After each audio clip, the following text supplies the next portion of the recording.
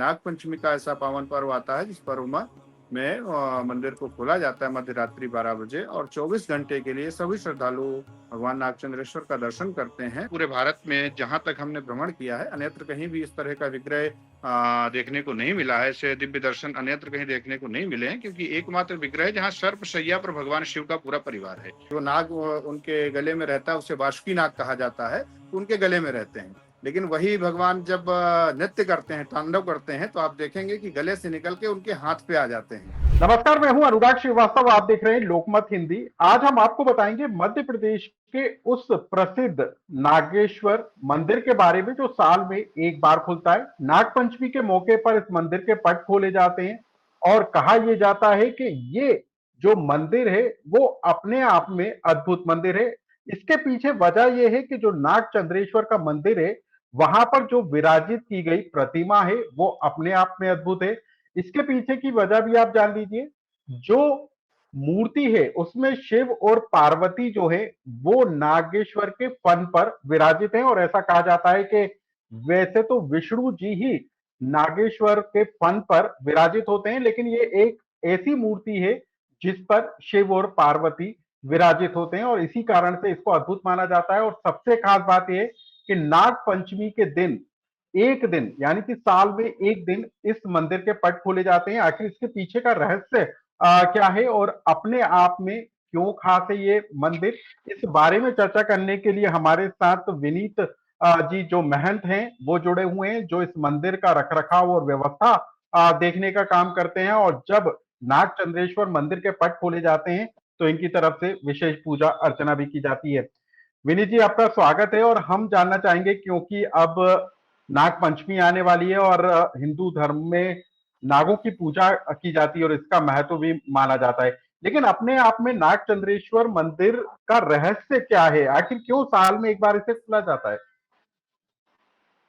जी, सबसे पहले तो आप सभी को जय श्री महाकाल।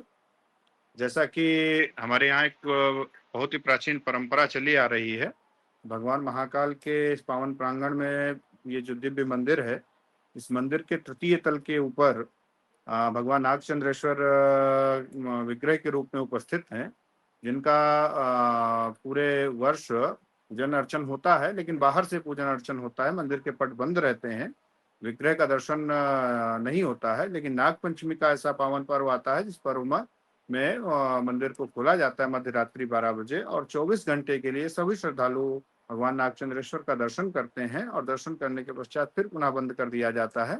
और ये वर्ष में सिर्फ एक दिन आता है ऐसा, जहाँ पर ये संयोग बनता है और लाखों लाख श्रद्धालु आकर के दर्शन करते हैं। और ये परंपरा बहुत ही प्राचीन परंपरा चली आ रही है, पूर्व काल से ही ये परंपरा रही है। इसके पीछे कई सारी की यहाँ पर किंवदंतियां प्रचलित रही हैं और उन्हीं को आधार बनाते हुए वो परंपरा आज भी निरंतर चली आ रही है। महंत जी, लोग एक झलक पाने के लिए मंदिर में जुटते हैं, लाखों की संख्या में श्रद्धालु इस खास दिन पर जुटते हैं, तो क्या फायदा होता है लोगों को? यदि इसके दर्शन भर हो जाएं तो क्या आपको लगता है कि लोगों को कुछ फायदा होता है इससे? निश्चित रूप से देखिए, भगवान का दर्शन तो हमेशा हितकारी होता है, लाभकारी होता है। और भगवान नागचंद्रेश्वर के प्रति लोगों की अगाध आस्था और श्रद्धा है। लोग वर्ष भर प्रतीक्षा करते हैं कि कब नागपंचमी का पर्व आए और कब बाबा का दर्शन हो। और वो विग्रह अपने आप में इतना अद्वितीय विग्रह है कि हमें पूरे भारत में जहां तक हमने भ्रमण किया है अन्यत्र कहीं भी इस तरह का विग्रह देखने को नहीं मिला है। ऐसे दिव्य दर्शन अन्यत्र कहीं देखने को नहीं मिले हैं, क्योंकि एकमात्र विग्रह है जहाँ सर्प शैया पर भगवान शिव का पूरा परिवार है। हमारे यहाँ सर्प काल को भी कहा जाता है और सर्प ज्ञान का रूप भी माना जाता है। तो उन काल और ज्ञान दोनों की के ऊपर जो विराजित है वही महादेव हैं।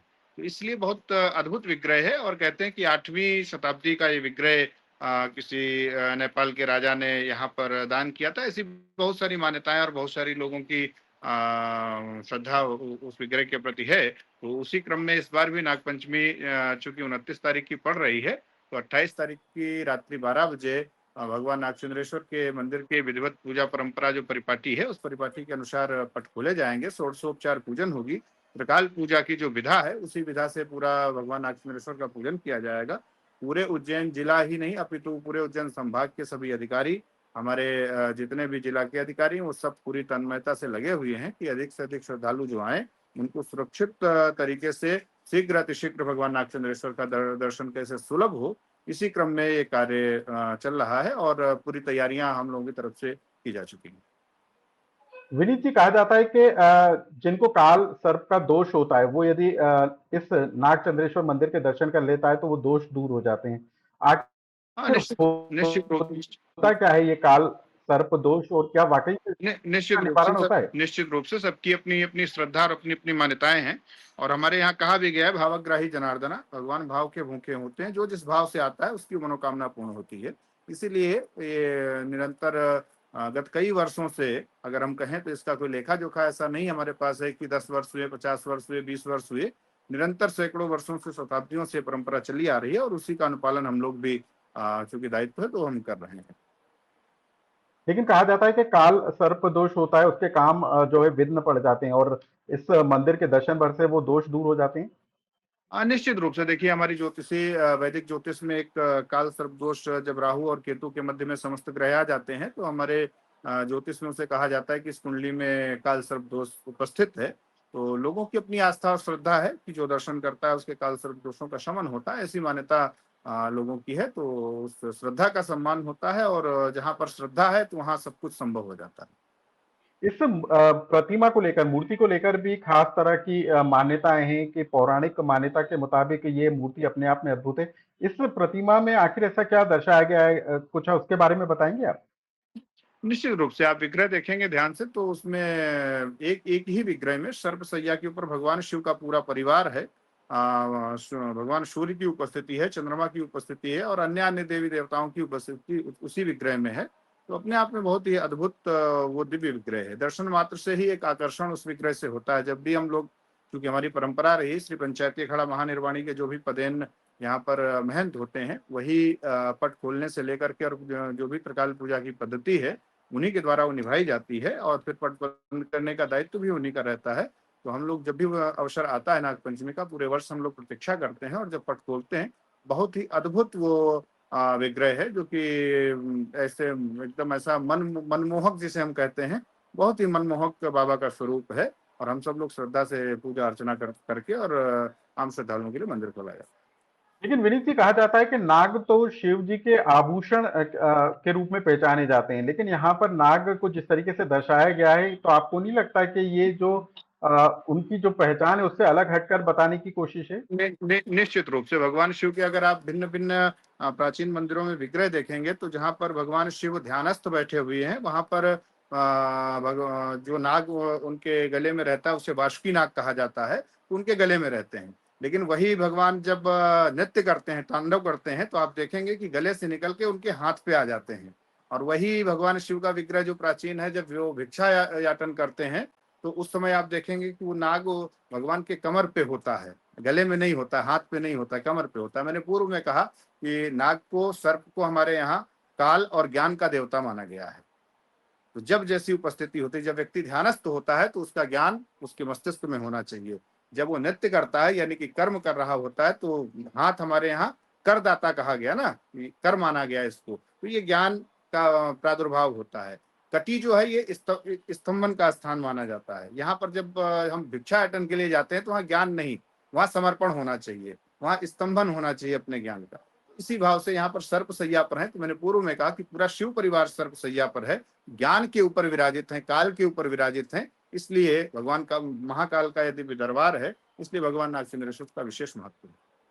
विनीत जी, एक और सवाल हम जानना चाहेंगे, क्योंकि नाग पंचमी के मौके पर कहा जाता है कि नागों की पूजा की जाना चाहिए, उनको दूध चढ़ाया जाना चाहिए, दूध पिलाया जाना चाहिए। क्या आपको लगता है, क्योंकि ये कई सालों से इसको लेकर बहस छिड़ी हुई है कि नाग दूध नहीं पीता, तो फिर क्या नाग पंचमी में इस बार ऐसा भक्त करें कि उनको इस नाग पंचमी पर जो नाग नहीं, पूजा से देखिए जुड़ा देखिए हुआ जहां जो पुण्य है वो तक मिल सके?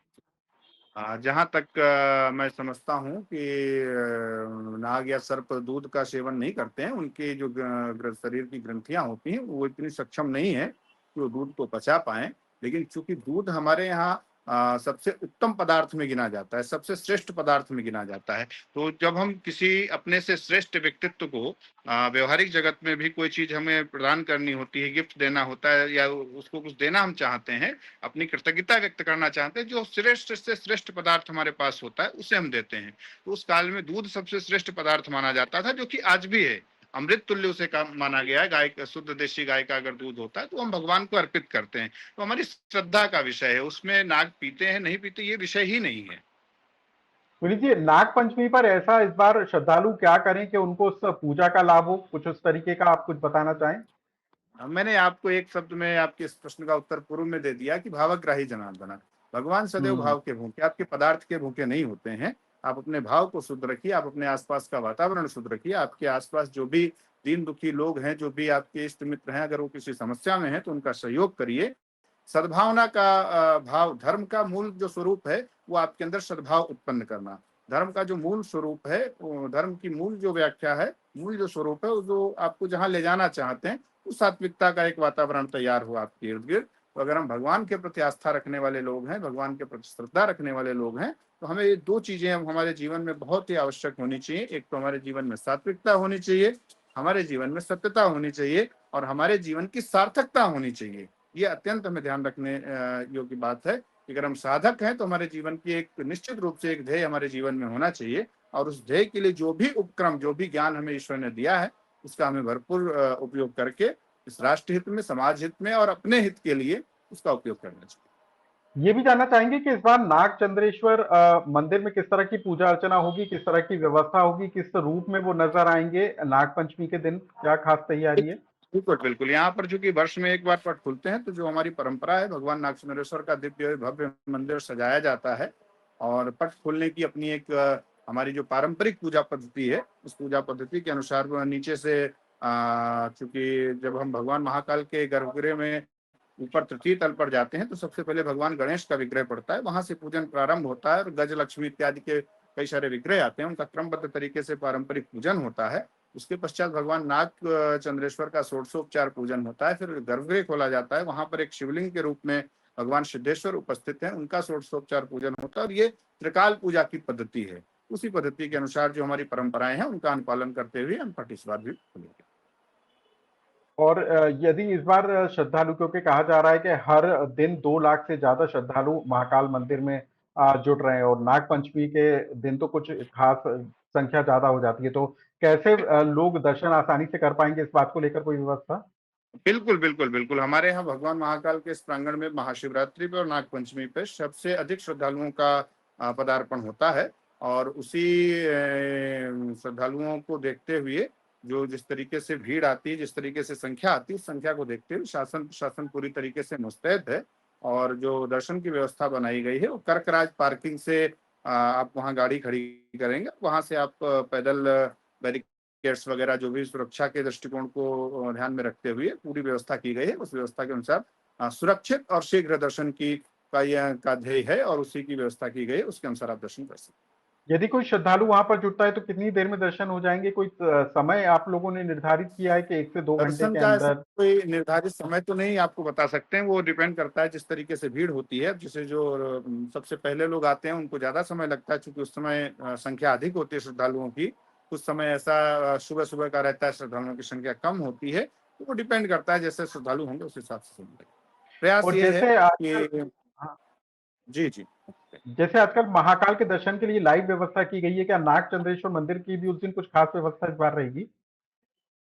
बिल्कुल बिल्कुल, भगवान महाकाल के दर्शन करने के लिए दूसरी लाइन की व्यवस्था है, वो त्रिवेणी गेट से दर्शन की व्यवस्था रहेगी। और भगवान नाग चंद्रेश्वर के दर्शन के लिए कर्कराज पार्किंग से दर्शन की व्यवस्था रहेगी।